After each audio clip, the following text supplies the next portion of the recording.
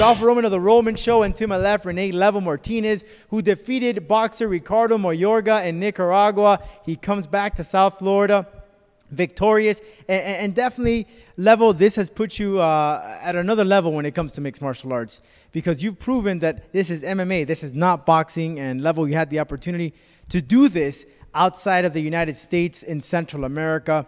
Tell me the feeling fighting with Ricardo Mayorga, who was known for saying this disgusting verbal language, but then again, it did not get to you, but you managed to go out there and be polite and very professional. Yes, it was a great opportunity for me to fight him. As soon as they told me, you want to fight him, I'm like, hell yeah. So it was a great fight, and yeah, like you said, he's going at me with his mouth, trying to get in my mind. I'm very strong-minded. I didn't let it affect me, you know. It pissed me off one time, but I stayed focused after that. And I wasn't going to let it affect me psychologically, because I know that's what he was trying to do. He was trying to throw my game plan off for the fight. But I did what I did, and I stuck to my game plan, and I accomplished what I came for. How many times did you hold back your laughter? Because I'm sure there were a couple of times you wanted to laugh. Oh, yeah. Probably the whole time. It's hilarious, man. When you came to the airport, he greeted you with a toilet paper. Yeah. What was your first reaction? Shit. I had a feeling he was going to do that because he said it on Skype when we had a little meeting. He brung a freaking tampons in a bag and toilet paper, and we threw it on the floor. I was like, whatever. Well, we need to clarify some things during the fight. Ricardo Mayorga, he wanted to stand up with you. You quickly went to the wrestling, but you're very solid on that, and then you used your jiu-jitsu to defeat him. Now, in the beginning, the folks out there in Nicaragua were saying that he had you in this strong guillotine, but it wasn't the case. And now he goes on the record saying that during that moment, you were stating that, hey, let's stand up, let's box, but that's not the case. Exactly, just let us know. And then you're going to go ahead and demonstrate exactly what happened. Yes, yeah, he got on the news over there in Nicaragua today, and he said that he had me in the so-called guillotine, and I was about to tap out, and I was telling him, please, let's stand up, please. Let me go, and I'll bang with you. And that's not the case. Anybody who knows jiu-jitsu or MMA knows that if you're directly across the body, you're in no kind of threat.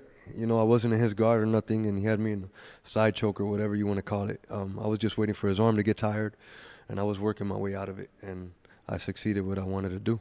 Now, when you were in Nicaragua, did you get to go to any of these boxing areas or locations? Because Nicaragua was known for boxing. We had Alexis Arguello, who was a great boxer. Did you get manage to visit some of these camps or visit any of the athletes over there? I visited some MMA camps over there in Nicaragua. You remember the name? I visited Gladiators and a couple of other gyms, but I don't remember the names, honestly. But everybody showed me a lot of love and a lot of support, and the people there are incredible. I was amazed with the amount of support I got there. Anywhere I went, it was like, can I have an autograph? Can I have a picture? Like, I felt like, wow, like kind of like Michael Jackson was over here when he was alive, just like that. It was crazy. Well, Ricardo Mayorga, at the end of the fight, he cried. Yeah. Did you expect that? Not at all. I was in shock. I actually started feeling bad for him, for real. Like, you know, because there was a moment that you and him were standing next to each other, and this is after he spoke, and you were walking out of the cage, and you took off your shirt. Were you going to give him a shirt? What exactly was going to happen there? Oh, no, that was on the way out of the cage. He asked me for my shirt for memories, and I gave it to him, you know. You know, he seemed real cool, you know, and I got nothing against him. I never did, because at the end of the day, it's just a sport. I don't hate nobody, you know. I just came to do my job, and I felt like the whole time he was just, like, talking trash to me to get in my mind, you know. It's just, like I said, I kept my composure. He asked for a rematch. He said 6-8 months. You gave him a year. Will you be willing to do it again? Yeah. He told me 6-7 months or whatever. I told him take a year to learn your ground or whatever, and we'll do it again. I'm down for it.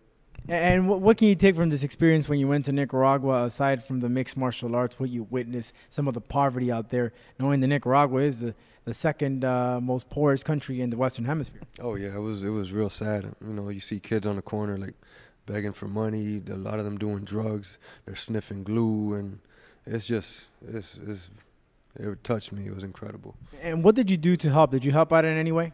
Yeah, I gave him money. Like I even took my shirt off my back, gave him my clothes, my hat, you know, and the kids were just hugging me. They were loving me. Like, it was an incredible experience.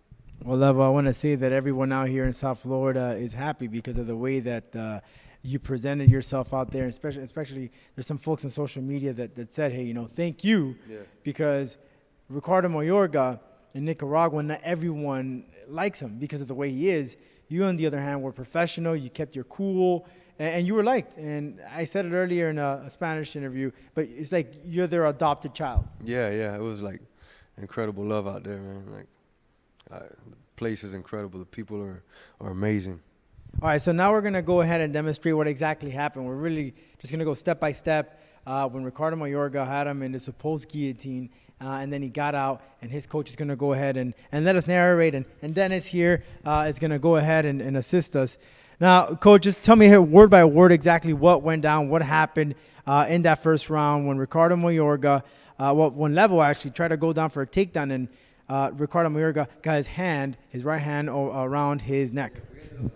First, they clinched up against the cage.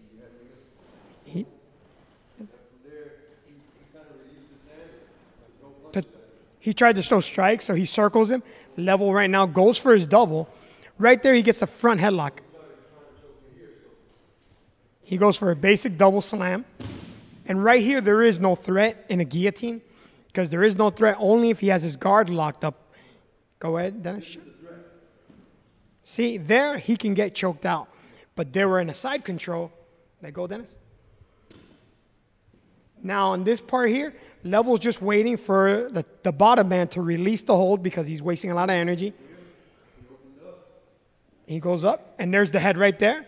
And as a professional, there is the inside guillotine. So that's exactly what went down there, guys. And again, Level, and for everyone else that saw this, especially those that unfortunately just don't know exactly too much about MMA, because I mean, let's be honest, in Central America, MMA is still a baby. They don't know about it yet. And even the narrators themselves, when I heard them, they were saying, listen, we don't know yet. And it's just a matter of time till they get to know. And by you going out there, I think you definitely brought something new that they will be able to take in and say, okay, now this is how it works. Yes, definitely. MMA is definitely growing out there too, and I just look forward to keep fighting over there and, getting more fans. Did you see any of the other fighters out there that fought on the same fight card and some of your opinions? I really didn't. Like, I saw one fight. I was watching it. It was a lot of ground and pound, and then I saw my boy James Murder represent and do his thing with the flying knee.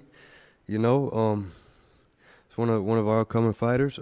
He knocked the guy out, but besides that, I didn't see no other fights. Some more Rene. I'm sure they got great fighters, because I heard they got a lot of wrestling out there and stuff. So, that's the base of the sport. So, well, Level, I want to thank you so much. And now, when can we see you to fight down here in South Florida? Hopefully, if everything goes right, in October. In October, so you can catch Level. He's not taking any breaks. Nah, I'm going all in. I'm trying to get 3 more fights this year before the year's over. So. There you go, 3 more fights here and overseas. No, overseas. 3 fights this year. So, it's supposed to be in Mexico, September, Miami, October, and then December in Nicaragua, November, December. So you have a booked agenda this rest of the year. Yes, I do. Level, thanks so much, man. Thank you.